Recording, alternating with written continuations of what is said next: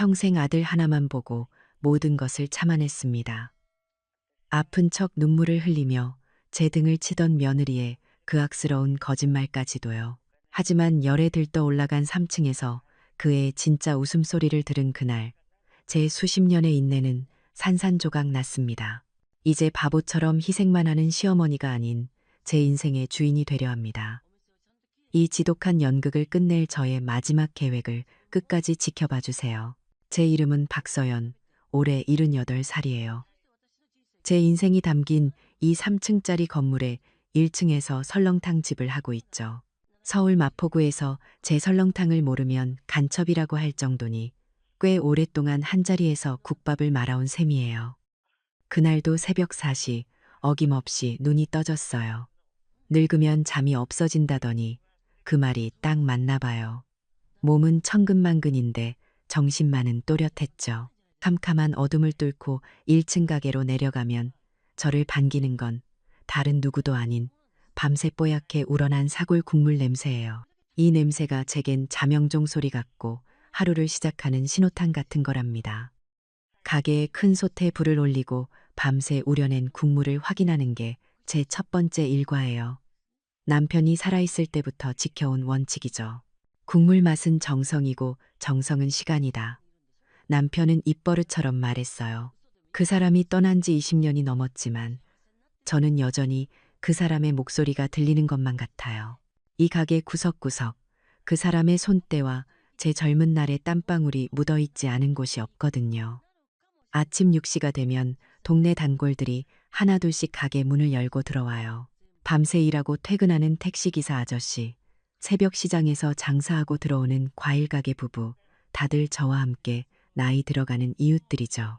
뜨끈한 국밥 한 그릇에 밥을 말아 후루룩 넘기는 소리를 듣고 있으면 고된 하루를 시작할 힘을 얻는 것 같아요. 피곤하긴 해도 누군가의 텅 빈 속을 든든하게 채워준다는 보람. 그게 제가 이 나이에도 새벽잠을 설치며 가게를 지키는 이유일 거예요. 하지만 제 하루는 가게 문을 닫는다고 끝나는 게 아니랍니다. 사실 그때부터 제 두 번째 하루가 시작되는 셈이죠. 바로 제 아들 지훈이네 가족의 엄마이자 할머니로서의 하루 말이에요. 저는 이 건물의 2층에 혼자 살고 3층은 아들 내외에게 공짜로 내줬어요. 결혼하고 전셋집을 전전하며 힘들어하는 게 안쓰러워서 들어와 살라고 했죠. 집세는커녕 전기세, 수도세 한 푼 받지 않았어요. 젊은 애들이 돈을 모으려면 한 푼이라도 아껴야 하니까요. 어미 된 마음이 다 그런 거 아니겠어요. 제 손녀서와 그 애가 제 기쁨이고 사는 낙이죠. 오후 4시 가게 일이 제일 바쁜 시간이지만 저는 앞치마를 벗고 서아의 초등학교 앞으로 달려가요. 할머니 하고 달려와 품에 안기는 아이를 보면 온몸의 피로가 다 녹아내리는 것 같아요. 아이를 데리고 집에 돌아와 간식을 챙겨주고 숙제를 봐주고 나면 어느새 저녁 준비할 시간이에요. 그때쯤이면 제 며느리 하윤이가 들어오죠. 하윤이는 원래 회사에 다녔는데 몇 달 전 회사가 어려워지면서 그만두게 됐어요. 지금은 집에서 쉬고 있고요. 하지만 집에 있다고 해서 살림을 하는 건 아니에요. 하윤이는 늘 피곤하다는 말을 입에 달고 살았고 잠이 많아서 제가 서아를 데리고 나간 오전에나 겨우 일어나더라고요. 가끔 서아의 태블릿으로 하윤이의 SNS를 보게 될 때가 있어요. 거기엔 제가 전혀 모르는 며느리의 모습이 있더군요. 제가 정성껏 차려준 저녁상 사진을 찍어서는 소박하지만 건강한 집밥, 주부 스타그램, 며느리 일상 이런 글과 함께 올려놓았더라고요. 그 사진 밑에는 친구들의 댓글이 가득했어요. 하윤이는 살림도 잘하네. 지훈이 장가 잘 갔다. 그 글들을 보고 있으면 마음 한구석이 아려왔어요. 내가 차린 밥상인데 왜 네가 칭찬을 받는 건지. 하지만 저는 아무 말도 하지 않았어요. 다 지훈이 체면을 세워주는 일이려니 좋게 생각하기로 했죠. 아들 지훈이는 참 착한 아이예요. 하지만 너무 바쁘죠. 강남에 있는 대기업에 다니는데 승진 경쟁이 얼마나 치열한지 집에 오는 건 늘 자정이 넘어서였어요. 가끔 일찍 들어오는 날이면 제게 전화를 걸어와요. 어머니, 괜찮으세요? 뭐 필요한 건 없으시고요? 그 목소리엔 항상 피곤함이 묻어 있었죠. 제가 괜찮다. 너나 잘 챙겨라 하고 대답하기도 전에 아들은 네, 어머니. 저 또 회의 들어가야 해서요라며 전화를 끊기 일쑤였어요. 아들은 아마 모를 거예요. 이 집에서 정말 무슨 일이 벌어지고 있는지. 아내인 하윤이가 늘 어머니, 제가 다 도와드리고 있어요.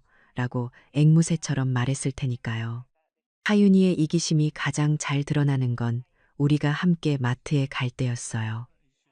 그날도 하윤이는 제 팔짱을 끼며 말했어요. 어머님, 오늘 장 보러 같이 가요. 어머님이랑 가면 재밌더라고요. 저는 그저 며느리가 싹싹하게 구는 게 기특해서 따라 나섰죠. 마트에 들어서자마자 하윤이는 카트 2개를 끌고 왔어요. 하나는 식료품을, 다른 하나는 자기 물건을 담는 용도였죠. 하윤이는 카트를 채우는 내내 친구들 이야기를 늘어놓았어요. 제 귀에다 대고 속삭이듯 말하는 그 목소리가 아직도 생생해요. 어머님, 제 친구 민정이는 이번에 남편이 신상 명품 가방 사줬대요. 시댁에서는 해외여행도 보내주고요. 저는 그런 복은 없나 봐요. 그래도 괜찮아요. 지훈 씨 성공을 위해 제가 희생해야죠. 그 말을 듣는 순간 제 마음이 철렁 내려앉았어요. 마치 제가 죄인이 된 것 같은 기분이었죠. 며느리의 고생이 다 제 탓인 것만 같아서요. 그래서였을까요? 하윤이가 값비싼 수입 과자며 유기농 화장품을 카트에 담을 때도 저는 아무 말도 하지 못했어요. 저렇게라도 해야 며느리의 허한 마음이 채워진다면 기꺼이 지갑을 열어야 한다고 생각했죠. 문제는 계산대 앞에서 항상 벌어졌어요. 물건이 가득 담긴 카트 2개가 계산대 위에 올려지면 하윤이의 전화벨이 약속이나 한 듯 울렸어요. 어머, 어떡해. 급한 전화가 와서요. 어머님, 먼저 계산하고 계세요. 저 금방 올게요. 하윤이는 그렇게 말하며 늘 밖으로 사라졌고 다시는 돌아오지 않았어요. 결국 산더미처럼 쌓인 물건들과 엄청난 금액이 찍힌 계산서 앞에 남겨지는 건 항상 저였죠. 이런 일이 한두 번이 아니었지만 저는 그저 말없이 카드를 꺼내 계산했어요. 가족인데 뭘 그리 따지나 싶어서요. 그날 밤도 저는 텅 빈 주방에 홀로 앉아 낡은 가계부를 펼쳤어요. 수십 년 동안 매일같이 써온 제 인생의 희로애락이 모두 담긴 기록이었죠. 가게 수입과 지출을 꼼꼼히 적어 내려가다가 오늘 마트에서 쓴 금액 앞에서 펜을 멈췄어요. 한숨이 절로 나왔죠. 이 돈이면 가게를 하루 이틀은 더 운영할 수 있을 텐데. 사람들은 제가 그저 국밥만 말 줄 아는 늙은이라고 생각할지도 몰라요. 하지만 이 낡은 가계부는 모든 것을 기억하고 있어요. 땀 흘려 번 모든 돈과 가족을 위해 쓴 모든 돈의 역사를요. 그리고 저 또한 그 모든 것을 잊지 않고 있었죠. 단지 침묵하고 있었을 뿐이에요. 그 침묵이 언젠가 어떤 결과를 가져올지는 그때의 저는 미처 알지 못했답니다. 요즘 세상은 참 신기해요. 어제까지는 그저 동네 사랑방 같던 제 작은 가게가 하루아침에 서울에서 가장 핫한 장소가 될 수도 있다니 말이에요. 모든 일은 젊은 남자 손님 한 명으로부터 시작됐어요. 커다란 카메라를 들고 가게에 들어와서는 혼자 설렁탕 한 그릇을 시키더군요. 음식이 나오자마 자 먹지는 않고 이리저리 사진을 찍고 영상까지 찍는 모습이 조금 유별나다고 생각했죠. 그래도 저는 늘 하던 대로 가장 좋은 고기를 듬뿍 담아 정성껏 한 그릇을 내어줬어요. 손님은 다 똑같이 귀하니까요. 며칠 뒤 가게에서 함께 일하는 젊은 친구가 호들갑을 떨며 제게 휴대폰을 불쑥 내밀었어요. 화면 속에서는 며칠 전 왔던 그 젊은 남자가 제 가게 설렁탕을 먹으며 감탄사를 연발하고 있더군요. 먹방 유튜버라고 하던가요? 저는 그런 건 잘 모르지만 화면 아래에 적힌 숫자를 보고는 입이 떡 벌어졌어요. 조회수가 100만이 넘는다고 하더군요. 그날 이후로 제 인생에서 가장 정신없는 날들이 시작됐어요. 가게 문을 열기도 전부터 골목에는 긴 줄이 늘어섰죠. 제 가게 단골이던 동네 어르신들은 발 디딜 틈이 없어 발길을 돌리기 일쑤였고 그 자리엔 온갖 멋을 부린 젊은이들이 채워졌어요. 다들 휴대폰을 들고 가게 간판부터 제가 국밥을 마는 모습까지 모든 것을 사진으로 남기느라 정신이 없었죠. 음식이 나와도 바로 수저를 드는 법이 없었어요. 가장 예쁜 각도를 찾아 수십 장의 사진을 찍고 나서야 겨우 국물 한 숟가락을 뜨더군요. 수십 년간 익숙했던 제 가게의 조용하고 평화로운 분위기는 온데간데 없이 사라졌어요. 그저 쉴 새 없이 밀려드는 주문과 시끄러운 소음만이 가게를 가득 채웠죠. 저와 아르바이트생 단둘이서 감당하기엔 벅차다 못해 거의 재난 수준이었어요. 하루 종일 허리 한번 제대로 펴지 못하고 국밥을 말고 그릇을 치우고 또 국밥을 말고 눈을 감아도 뽀얀 설렁탕 국물이 눈앞에 아른거리는 것 같았죠. 몸의 마디마디가 쑤시고 아파왔어요. 이건 성공이 아니라 벌을 받는 기분이었어요. 결국 몸이 버티지 못하고 탈이 났죠. 그날은 정말 손가락 하나 까딱할 힘도 없었어요. 끙끙 앓다가 저는 마지막 지푸라기라도 잡는 심정으로 3층으로 올라갔어요. 마침 거실 소파에 누워 휴대폰을 보며 뒹굴고 있는 며느리 하윤이가 보이더군요. 제가 힘겹게 입을 뗐어요. 아가, 내가 몸이 너무 안 좋아서 그런데 가게에 내려와서 계산만이라도 좀 도와줄 수 있겠니? 제 말을 들은 하윤이는 저를 마치 길가에 버려진 쓰레기를 보는 듯한 눈빛으로 쳐다봤어요. 그 표정은 평생 잊을 수 없을 거예요. 하윤이는 코웃음을 치며 말했죠. 제 귀에는 대화가 아니라 가슴에 비수를 꽂는 소리처럼 들렸어요. 어머님, 제가 어느 대학을 나온 사람인지 잊으셨어요? 제 친구들은 다 회사에서 팀장, 부장인데 제가 국밥집 카운터에 앉아 있는 걸 보면 뭐라고 생각하겠어요. 이건 어머님 체면이 아니라 우리 집안 전체의 체면이 걸린 문제예요. 저는 기가 막혀 아무 말도 할 수 없었어요.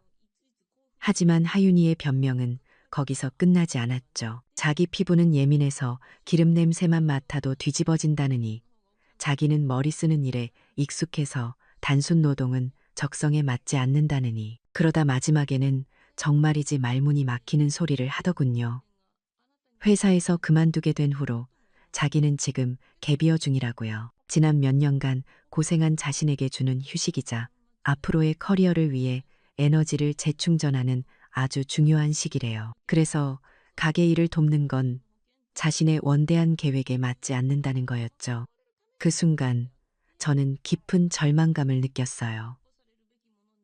이건 단순히 며느리가 일을 돕기 싫어하는 차원의 문제가 아니었어요. 땀 흘려 일하는 제 인생 자체를 이 가게의 역사를 송두리째 무시하고 경멸하는 태도였으니까요. 수십 년간의 제 정성과 노력이 배운 사람의 체면이라는 말 한마디에 너무나도 하찮게 버려지는 기분이었어요. 하지만 이대로 물러설 수는 없었어요.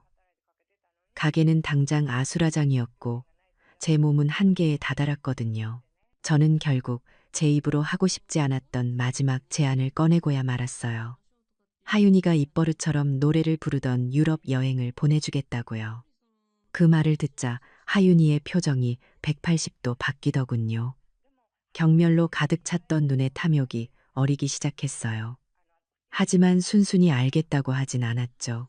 마치 자신이 대단한 희생이라도 하는 것처럼 조건을 내걸기 시작했어요. 그럼 어머님, 약속하시는 거예요. 대신 조건이 있어요. 하윤이는 제게 일종의 구두 계약을 요구했어요. 첫째, 여행은 저가 패키지가 아니라 모든 걸 최고급으로 즐기는 자유여행이어야 한다. 둘째, 자기는 딱 계산대 일만 할 것이며 설거지나 서빙 같은 허드렛 일은 절대 하지 않는다. 셋째, 근무 시간은 하루에 딱 4시간을 넘지 않는다. 저는 그 모든 조건을 들어주겠다고 약속했어요. 가족에게 도움을 청하는 일이 이렇게 차가운 거래가 되어버렸다는 사실에 가슴이 시려왔지만 다른 방법이 없었죠. 그때 하윤이가 한 가지를 더 제안했어요. 어머님, 가게에 젊은 손님들도 많이 오는데 아직도 현금만 받으시는 건 좀 그래요. 제가 최신식 결제 시스템을 알아봐 드릴게요. QR코드니 온라인 페이먼트니 제가 알아들을 수 없는 말들을 늘어놓았죠. 젊은 사람들을 상대하려면 가게도 현대화되어야 한다면서요. 저는 너무 지쳐 있어서 그저 고개만 끄덕였어요. 제 손으로 평생 일궈온 가게의 통제권을 조금씩 잃어가고 있다는 불안감이 엄습했지만 그땐 그걸 따질 기력조차 없었답니다. 그날 밤 아들 지훈이에게서 전화가 왔어요. 저는 혹시나 아들이 제 편을 들어주지 않을까 작은 기대를 품었죠. 하지만 아들의 입에서 나온 말은 제 가슴에 더 큰 못을 박았어요. 어머니, 하윤이한테 다 들었어요. 하윤이 말이 맞아요. 걔가 어떻게 그런 일을 하겠어요. 너무 무리하게 시키지 마세요. 그리고 유럽 여행도 좋은 생각이에요. 그동안 하윤이도 마음고생 심했거든요. 전화기 너머로 들려오는 아들의 목소리는 너무나도 태평했어요. 저는 그만할 말을 잃고 말았죠. 제 고통과 희생은 아들의 눈에는 보이지 않는 모양이었어요. 그저 아내의 투정과 불평만이 들리는 거였죠. 전화를 끊고 저는 텅 빈 가게에 혼자 앉아 있었어요. 밖에서는 여전히 젊은이들이 가게 사진을 찍으며 웃고 떠들고 있었죠. 가게의 성공이 역설적으로 저를 가장 깊은 외로움 속으로 밀어넣고 있었어요. 평생을 바친 이 공간에서, 그리고 내 모든 것이었던 가족 안에서 저는 철저히 혼자가 되어가고 있었습니다. 다음 날부터 하윤이는 마지못해 가게 계산대에 앉아있기 시작했어요. 하지만 그건 일을 돕는다고 할 수 있는 수준이 아니었죠. 차라리 없는 게 나을 뻔했어요. 며느리는 아침 십시가 다 되어서야 부스스한 얼굴로 내려와서는 자기가 좋아하는 연예인 기사를 검색하거나 친구들과 끝도 없이 메시지를 주고받는 게 일과의 전부였거든요. 손님들이 계산을 하려고 줄을 서 있어도 아랑곳하지 않았어요. 휴대폰에서 눈을 떼지 않은 채 건성으로 카드를 받고 거스름 돈을 던지듯 내주었죠. 얼굴에는 나는 이런 하찮은 일을 할 사람이 아니다라는 불만이 가득했어요. 그 표정을 보고 있자니 손님들에게 제가 다 미안해질 지경이었죠. 가게에 활기차던 분위기가 며느리 하나 때문에 차갑게 가라앉는 것 같았어요. 며칠 지나지 않아 더 큰 문제가 생기기 시작했어요. 하루 매출을 정산해 보면 꼭 돈이 비는 거예요. 처음에는 10,000원, 20,000원 정도라 바빠서 실수했나 보다 하고 제가 메워 넣었어요. 하지만 액수는 점점 커져갔죠. 제가 이상한 낌새를 눈치채고 넌지시 물어보면 하윤이는 자기가 설치한 그 복잡한 결제 시스템 탓을 했어요. 어머님, 요즘 시스템이 다 이래요. 가끔 오류가 나기도 하거든요. 어머님은 이런 거 잘 모르시잖아요. 라며 저를 시대에 뒤떨어진 늙은이 취급했죠. 제가 평생 돈 계산을 해온 사람인데 마치 아무것도 모르는 바보가 된 기분이었어요. 명백히 돈이 새고 있는데 그걸 증명할 방법이 없으니 답답해 미칠 노릇이었죠. 하윤이는 제가 자기를 의심한다는 걸 눈치챘을 거예요. 그러자 훨씬 더 교활하고 악랄한 계획을 꾸미기 시작했어요. 바로 제 가게에서 유일하게 제 편이 되어주던 아르바이트생 은지에게 모든 죄를 뒤집어 씌우는 거였죠. 어느 날 오후 하윤이가 갑자기 비명을 지르며 계산대 뒤에서 소란을 피웠어요. 자기가 아끼는 팔찌가 없어졌다면서요. 가게에 있던 모든 손님들의 시선이 집중됐죠. 저는 무슨 일이냐며 달려갔고 하윤이는 눈물을 글썽이며 제게 말했어요. 어머님, 제 팔찌가 없어졌어요. 분명히 여기 뒀는데 아무래도 이상해요. 그러더니 하윤이는 은지의 가방을 삿대질하며 지목했어요. 혹시 은지 씨 가방 좀 확인해 봐도 될까요? 순진한 은지는 자기는 절대 아니라며 얼굴이 하얘졌지만 하윤이는 막무가내였죠. 결국 손님들이 다 보는 앞에서 은지의 가방이 열렸고 그 안에서 하윤이의 팔찌가 나왔어요. 물론 그건 하윤이가 사람들의 눈을 피해 몰래 넣어둔 것이었겠죠. 나중에 알고 보니 그 팔찌는 명품도 아니고 길거리에서 산 몇천 원짜리 싸구려 장신구에 불과했어요. 하윤이는 기다렸다는 듯이 연기를 시작했어요. 어떻게 네가, 내가 널 얼마나 믿었는데, 라며 배신감에 몸부림치는 비련의 여주인공처럼 울부짖었죠. 손님들은 수군거리기 시작했고 은지를 도둑으로 몰아가는 분위기가 형성됐어요. 착하고 성실했던 은지는 그 자리에서 억울함과 수치심을 이기지 못하고 울음을 터뜨리며 가게를 뛰쳐나갔어요. 그렇게 저는 유일한 제 사람을 제 유일한 조력자를 잃고 말았답니다. 이제 가게 일은 온전히 저와 하윤이의 몫이 되었죠. 물론 하윤이는 계산대에 앉아 있는 것 외에는 아무것도 하지 않았지만요.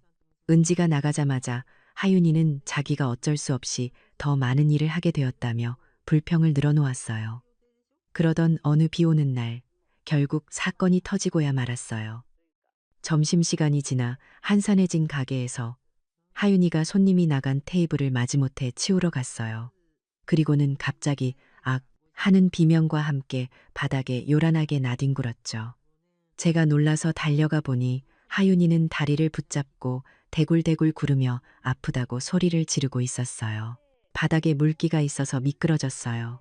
어머님, 가게 관리 좀 잘하셔야죠. 위험하잖아요. 라며 모든 걸 제 탓으로 돌리더군요. 저는 급하게 119를 부를까 했지만 하윤이는 자기가 아는 병원이 있다며 아들 지훈이에게 전화를 걸었어요. 잠시 후 지훈이가 회사에서 반차까지 내고 달려왔고 하윤이를 부축해서 병원으로 향했죠. 제게는 걱정 말라는 말 한마디 없이 마치 제가 아내를 다치게 한 원흉인 것처럼 원망스러운 눈빛만 던지고서요. 그날 저녁 하윤이는 다리에 하얀 깁스를 한 채로 집에 돌아왔어요.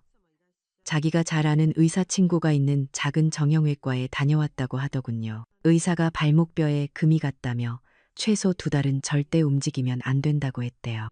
그리고 바로 그날 밤부터 하윤이의 소셜미디어에는 그녀의 효녀 코스프레가 극에 달한 게시물들이 올라오기 시작했어요. 저는 또 서아의 태블릿을 통해 그 참상을 목격했죠. 깁스를 한 자기 다리를 가장 아련한 각도로 찍은 사진과 함께 이런 글이 적혀 있었어요. 바쁜 시어머니를 돕다가 그만 사고를 당했어요. 몸은 아프지만 효도하다 다친 거니 괜찮아요. 빨리 나아서 다시 어머님 도와드려야 할 텐데 기도해 주세요. 그 게시물은 순식간에 퍼져나갔어요. 하윤이의 친구들은 물론이고 어떻게 알았는지 동네 사람들까지 좋아요를 누르고 위로의 댓글을 달았죠. 하윤 씨, 마음이 너무 예쁘네요. 요즘 저런 효부가 어딨어.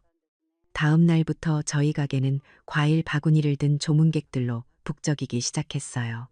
다들 하윤이를 위문하러 온 사람들이었죠. 그들은 3층에 올라가 하윤이의 손을 잡아주며 위로를 건넨 뒤 1층에 있는 제게 내려와서는 걱정스러운 얼굴로 한마디씩 툭툭 던졌어요. 사장님, 며느리가 아직 젊은데 몸조리 잘 시키셔야죠. 배운 사람한테 그런 험한 일을 시키면 쓰나. 그들의 눈빛과 말투에는 명백한 비난이 담겨 있었어요. 순식간에 저는 착한 며느리를 부려먹다 다치게 한 악독한 시어머니가 되어버렸죠. 저는 제 가게에서 제 이웃들에게 완벽하게 고립되었어요. 이제 제 하루는 지옥 그 자체였어요. 손님들로 미어터지는 가게 일을 혼자 감당해야 했고 서아도 돌봐야 했고 이제는 3층에 누워있는 중환자 시중까지 들어야 했으니까요. 하윤이는 침대에 누워 작은 종을 흔들며 저를 하녀처럼 부렸어요. 밥을 대령해라, 물을 가져와라, 화장실을 가야 하니 부축해라. 끝없는 요구사항에 저는 하루에 20번도 더 1층과 3층을 오르내려야 했죠. 결국 제 몸이 먼저 무너져 내렸어요. 며칠간의 과로와 스트레스가 한꺼번에 몰려왔나 봐요. 어느 날 저녁 주방에서 설거지를 하다가 현기증과 함께 온몸에 오한이 들었어요. 저는 비틀거리며 2층 제 방으로 올라와 그대로 침대에 쓰러졌죠. 온몸이 불덩이처럼 뜨거웠고 정신이 아득해졌어요. 그렇게 끙끙 앓으며 누워있는데 아래층 가게는 아수라장일 테고 손녀 서아는 혼자 TV를 보고 있겠죠. 그리고 제 머리 위 3층에서는 저를 재촉하는 하윤이의 종소리가 끝없이 아주 끝없이 울려 퍼지고 있었어요. 그 종소리는 제 완전한 패배를 알리는 신호탄처럼 들렸답니다. 제 인생에서 가장 춥고 가장 어두운 밤이었어요. 몸이 부서질 듯 아팠지만 이상하게 정신은 점점 더 맑아졌어요. 며칠을 알아누워 천장만 바라보고 있으니 억울함과 서름이 열꽃처럼 피어오르다 못해 차가운 분노로 변해가더군요. 이대로 죽을 수는 없다. 이렇게 당하고만 있을 수는 없다는 생각이 들었죠. 그날 오후 저는 뜨거운 이마를 짚으며 자리에서 일어났어요. 물수건이라도 적셔서 열을 식혀야겠다는 생각뿐이었죠. 비틀거리는 다리를 이끌고 3층으로 향했어요. 며느리 방 앞에 다다랐을 때 안에서 명랑하고 즐거운 목소리가 흘러나왔어요. 아파서 끙끙 앓는 사람의 목소리가 아니었죠. 저는 홀린 듯이 살짝 열린 문틈으로 방 안을 엿보았어요. 그리고 제 눈을 의심했죠. 며느리 하윤이가 깁스는 방구석에 벗어 던져둔 채 멀쩡한 두 다리로 러닝머신 위를 쌩쌩 달리고 있었어요. 땀을 뻘뻘 흘리면서 어찌나 신나게 웃고 떠드는지. 전화기 너머 친구에게 자랑을 늘어놓는 목소리가 제 귀에 선명하게 밝혀 들어왔어요. 너는 모를 거야. 그 식당이 얼마나 냄새 나는지. 머리카락이랑 옷에 기름 냄새가 배어서 역겨워 죽겠다니까. 그래서 내가 이 작은 연극을 좀 했지. 그랬더니 그 늙은이가 손발이 되어 다 시중을 들잖아. 얼마나 웃긴지 몰라. 순진하고 고지식한 늙은이라 속이기도 얼마나 쉬운지. 그 순간 제 심장이 멈추는 것 같았어요. 온몸의 피가 차갑게 식는 기분이었죠. 슬픔이 아니었어요. 그것은 배신감에서 비롯된 서늘한 분노였어요. 평생을 바쳐 키운 아들과 내 자식이라 생각했던 며느리에게 이렇게 처참하게 짓밟힐 수 있다니 제 손이 부들부들 떨려왔어요. 하지만 그건 더 이상 열 때문이 아니었죠. 주머니 속에서 휴대폰을 꺼내드는 제 손은 놀랍게도 침착했어요. 저는 숨을 죽인 채 문이 작은 틈새로 렌즈를 밀어넣고 녹화 버튼을 눌렀어요. 하윤이의 활기찬 모습, 경멸이 가득 담긴 목소리, 잔인한 웃음소리까지 그 모든 것이 제 작은 휴대폰 화면 안에 고스란히 담겼어요. 한때는 어렵고 낯설기만 했던 이 현대 문물이 이제 제 가장 강력한 무기가 되어주고 있었죠. 그날 밤 저는 한숨도 자지 않았어요. 알아누웠던 몸이 거짓말처럼 가뿐해졌죠. 열은 어느새 식어 있었고 그 자리를 차가운 결심이 채우고 있었어요. 저는 어둠 속에서 수십 번이고 그 영상을 돌려봤어요. 볼 때마다 상처가 헤집어지는 아픔을 느꼈지만 동시에 제 안에 무언가가 단단하게 굳어지는 것을 느꼈죠. 당장 3층으로 달려가 이 영상을 집어던지고 싶었지만 저는 참았어요. 하윤이는 분명 또 다른 거짓말로 빠져나갈 거예요. 감정적인 대응은 어리석은 짓이었죠. 저에게는 계획이 필요했어요. 다음 날 아침 저는 제법 말끔한 얼굴로 집을 나섰어요. 그리고 수소문 끝에 억울하게 가게를 그만둬야 했던 은지의 작은 자취방을 찾아갔죠. 은지는 저를 보고 깜짝 놀랐지만 이내 걱정스러운 얼굴로 저를 방 안으로 들였어요. 저는 은지의 손을 잡고 진심으로 사과했어요. 은지야, 정말 미안하다. 내가 어리석어서 사람을 제대로 보지 못했어. 그리고는 휴대폰을 꺼내 하윤이의 영상을 보여주었죠. 영상을 보는 지의 얼굴은 충격과 분노로 일그러졌어요. 이내 억울했던 지난날이 떠올랐는지 눈물을 펑펑 쏟았죠. 저는 눈물을 닦아주며 제안했어요. 다시 가게로 돌아와 달라고요. 예전보다 월급도 훨씬 많이 주고 이제는 내가 너의 든든한 버팀목이 되어주겠다고 약속했어요. 그리고 나의 눈과 귀가 되어달라고 부탁했죠. 은지는 눈물을 닦고 망설임 없이 고개를 끄덕였어요. 그렇게 저는 첫 번째 동맹군을 얻었답니다. 그날 이후 가게의 한가한 오후 시간은 저의 작은 교실이 되었어요. 은지는 제게 스마트폰 활용법을 차근차근 가르쳐 주었죠. 사실 몇 년 전에 마포구 노인복지관에서 기초반을 듣긴 했지만 쓸 일이 없어 다 잊어버렸거든요. 은지는 제게 모바일 뱅킹 앱 사용법을 알려주었어요. 실시간으로 계좌 잔액을 확인하고 거래 내역을 조회하고 그리고 가장 중요한 것, 바로 카드 분실 신고와 계좌를 즉시 정지시키는 방법을요. 화면 속 작은 글씨들이 눈에 잘 들어오지는 않았지만 저는 필사적으로 배웠어요. 새로운 기능을 하나씩 익힐 때마다 저는 빼앗겼던 제 권리를 하나씩 되찾아오는 기분이었죠. 통장 속에 잠자고 있던 숫자들이 이제는 제가 직접 지키고 통제할 수 있는 실질적인 힘이 되어 돌아오고 있었어요. 그날 밤 저는 다시 주방의 낡은 식탁 앞에 앉았어요. 제 앞에는 수십 년 된 가계부가 펼쳐져 있었죠. 하지만 저는 더 이상 지출 내역을 기록하지 않았어요. 가계부의 깨끗한 페이지 위에 저는 한 글자 한 글자 저의 복수 계획을 써내려가기 시작했어요. 하윤이가 찍어 올렸던 깁스 사진이 제 계획의 첫 번째 단서가 되었죠. 하윤이가 그토록 원하던 유럽 여행은 미끼가 될 것이고 아무것도 모르는 제 아들 지훈이는 가장 중요한 증인이 될 것이었어요. 제 마음속에서는 더 이상 슬픔이나 미련 같은 감정은 찾아볼 수 없었어요. 오직 차갑고 날카로운 전략만이 번뜩이고 있었죠. 연기를 좋아한다고? 세상에서 가장 큰 무대를 만들어주마. 다시는 내려올 수 없는 아주 화려한 무대를. 저는 어두운 주방 창문에 비친 제 모습을 바라보았어요. 며칠 전까지만 해도 절망에 빠져 있던 늙고 병든 여인은 이제 없었어요. 그 자리엔 강철 같은 눈빛을 한 낯선 여인이 앉아 있었죠. 제 입가에 조용하고도 단호한 미소가 번졌어요. 이제 사냥을 시작할 시간이었습니다. 계획을 실행에 옮기기로 결심한 날, 저는 모처럼 외출 준비를 했어요. 수십 년간 입었던 낡은 옷 대신 장롱 깊숙한 곳에 넣어두었던 가장 좋은 옷을 꺼내 입었죠. 제 발걸음이 향한 곳은 압구정의 한 고급 여행사였어요. 눈이 휘둥그레지는 화려한 여행 상품 책자들이 가득한 곳이었죠. 저는 가장 두껍고 좋아 보이는 책자를 펼쳐들었어요. 파리, 로마, 스위스, 며느리 하윤이가 친구들 얘기를 하며 그토록 부러워하던 장소들이 모두 그 안에 있었죠. 저는 망설이지 않고 가장 비싼 프리미엄 패키지를 선택했어요.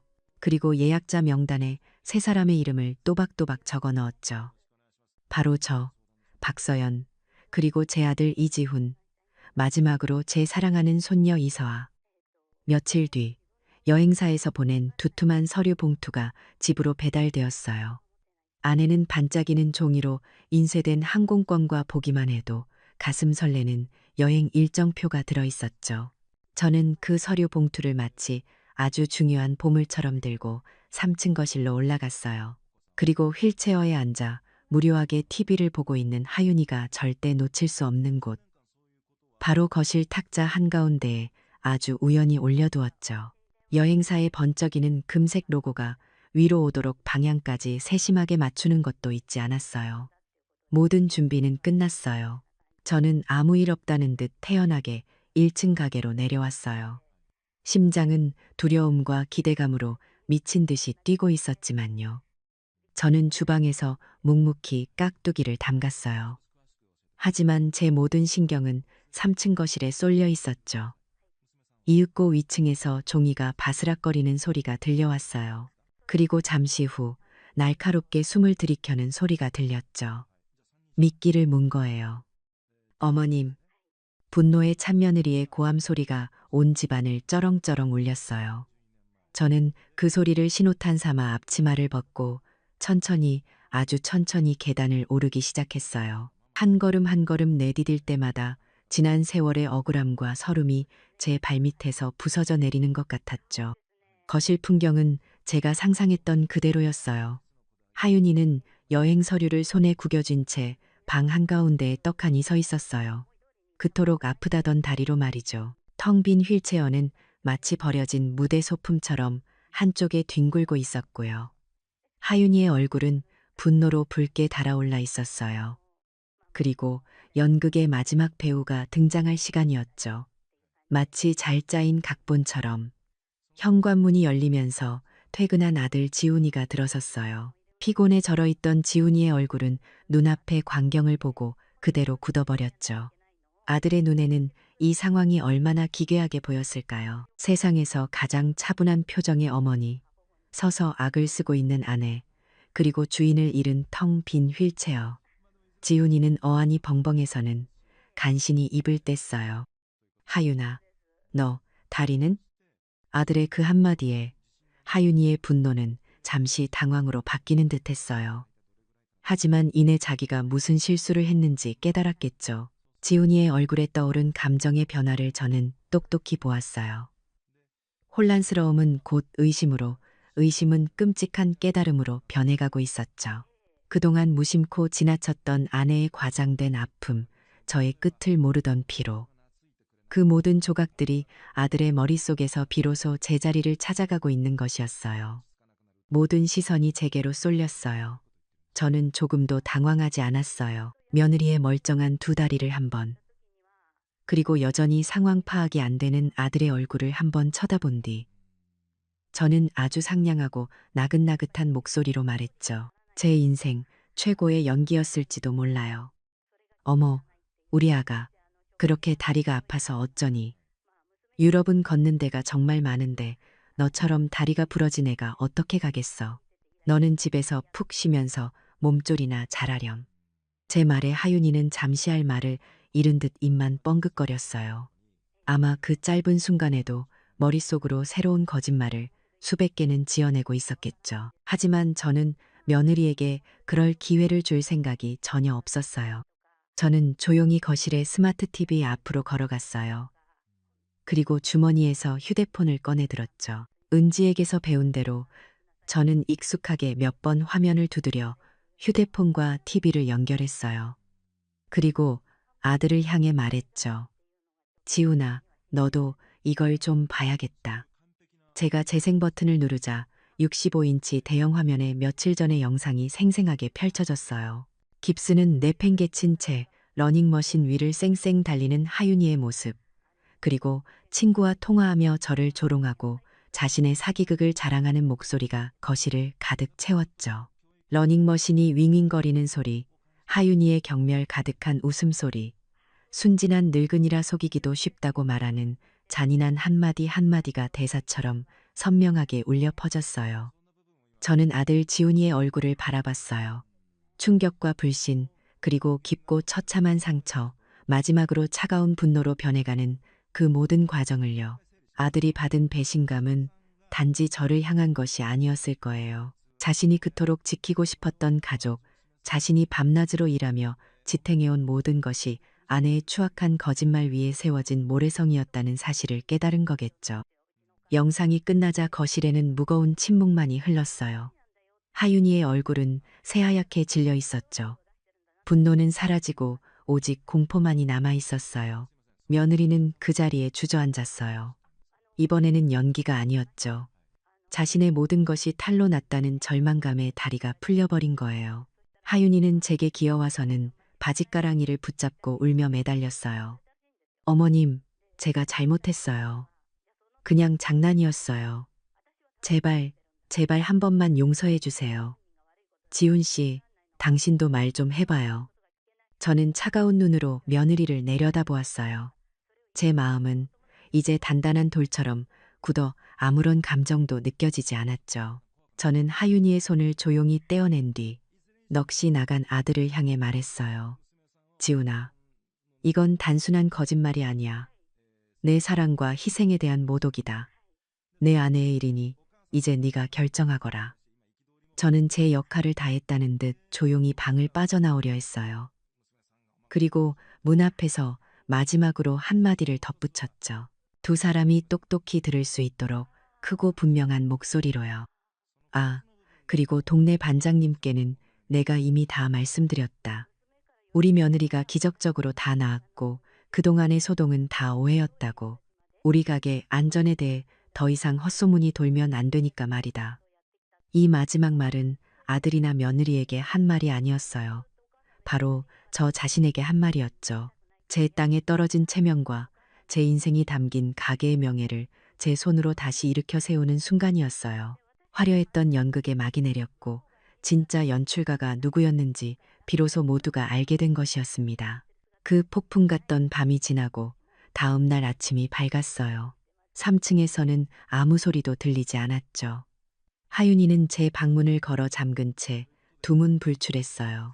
저와 지훈이, 그리고 손녀 서아는 말없이 각자의 여행 가방을 쌌어요. 거실에 모였을 때 지훈이의 눈은 퉁퉁 부어 있었죠. 밤새 한숨도 자지 못한 얼굴이었어요. 우리는 하윤이가 갇혀있는 그 거대한 집을 뒤로하고 공항으로 향했어요. 그 어떤 미련도 아쉬움도 없었죠. 유럽에서의 이주는 제게 단순한 여행이 아니었어요. 그건 일종의 치유의 시간이었죠. 처음 며칠간 지훈이는 거의 말을 하지 않았어요. 그저 멍하니 창밖만 바라보거나 깊은 생각에 잠겨 있었죠. 저는 아들을 재촉하지 않았어요. 스스로 정리할 시간이 필요하다는 걸 알았으니까요. 우리의 첫 번째 진짜 대화는 스위스의 작은 산골 마을 카페에서 이루어졌어요. 창밖으로는 그림 같은 알프스 산맥이 펼쳐져 있었죠. 따뜻한 커피 잔을 앞에 두고 아들은 마침내 무거운 입을 열었어요. 아들의 목소리는 죄책감으로 젖어 있었죠. 어머니, 죄송해요. 저는 정말 장님이었어요.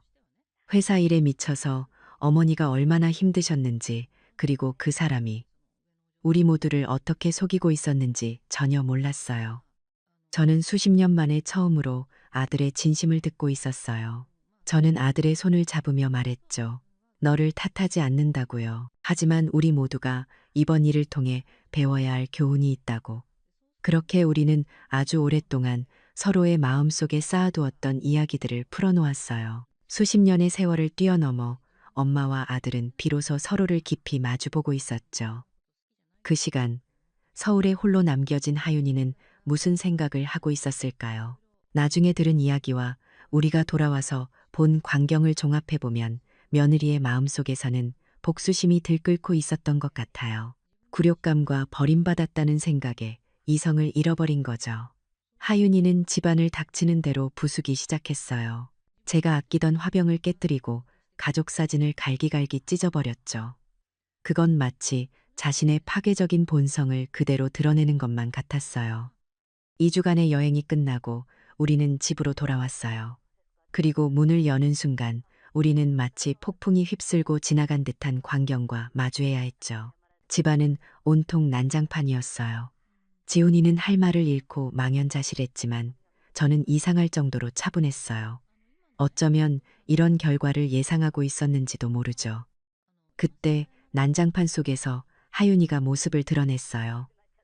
패배자의 모습이 아니었죠. 머리부터 발끝까지 번쩍이는 명품으로 치장한 채 의기양양한 표정으로 우리 앞에 섰어요. 며느리는 비웃음을 흘리며 말했어요. 여행은 즐거우셨나? 깜짝 놀랐지. 내가 집안 분위기를 좀 바꿔봤어.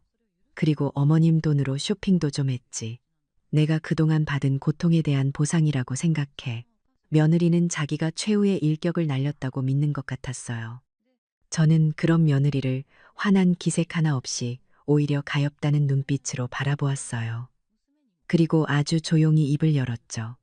아가, 쇼핑은 즐거웠니? 그랬다면 다행이구나. 그런데 내가 한 가지 알려줄 게 있단다. 저는 천천히 하윤이가 똑똑히 알아들을 수 있도록 설명하기 시작했어요.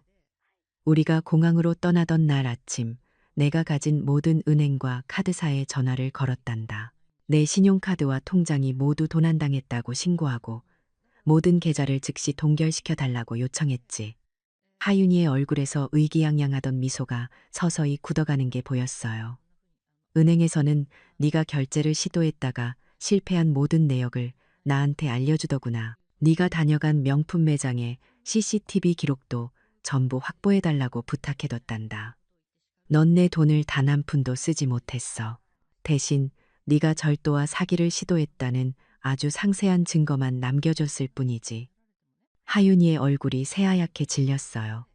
이 마지막 발악마저 처참하게 실패로 돌아간 거죠.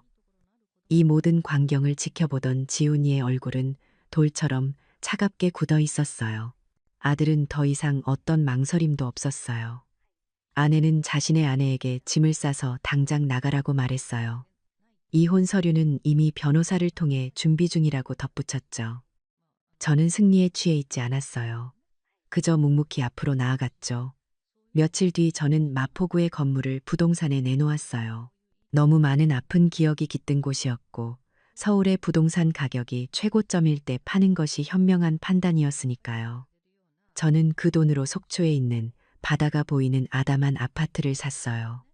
서울 사람들이 은퇴 후 가장 살고 싶어 하는 곳 중 하나죠. 그곳은 평화롭고 온전히 저만의 공간이었어요. 그리고 남은 돈의 대부분은 제 손녀 서아의 이름으로 신탁 펀드를 만들어 넣어두었어요. 제가 은지에게서 배웠던 바로 그 모바일 뱅킹을 이용해 직접 관리했죠. 손주를 위하는 할머니의 전통적인 마음에 제 자신을 지키기 위해 배웠던 현대 기술을 결합한 거예요. 그것이야말로 제가 이룬 가장 완전한 승리였답니다. 시간이 흘러 석 달 뒤, 저는 속초의 아파트 발코니에 앉아 따뜻한 차를 마시고 있었어요. 눈앞에는 푸른 동의 바다가 펼쳐져 있었고, 저 아래 백사장에서는 손녀 서아가 즐겁게 뛰어놀고 있었죠. 지훈이는 다행히 근처 지점으로 발령을 받아 주말마다 저를 찾아왔어요. 그날도 서아가 제게 달려와 물었어요. 할머니, 후회하지 않으세요? 저는 평화로운 미소를 지으며 대답했죠. 아니, 아가. 전혀 후회하지 않는단다. 인생은 내게 침묵하는 것이 미덕이 아니라고 가르쳐 줬어. 때로는 자기 자신을 위해 용감하게 일어서는 것이 가장 중요하고 가장 위대한 사랑이라는 걸 말이야. 저 멀리 수평선 위로 새벽의 태양이 떠오르고 있었어요. 저와 지훈이 그리고 서아, 시련을 통해 더 단단해진 우리 세 식구는 함께 그 눈부신 풍경을 바라보고 있었죠. 제 복수는 끝났지만 제 진짜 인생은 이제 막 시작되고 있었으니까요. 박서연 씨의 이야기는 우리에게 보여줘요. 부당함을 묵묵히 참아내는 것이 언제나 미덕은 아니라는 것을요. 때로는 자신의 존엄성을 위해 단호하게 선을 긋는 용기야말로 자기 자신과 진정한 가족을 지키는 가장 현명하고 큰 사랑이 될 수 있거든요.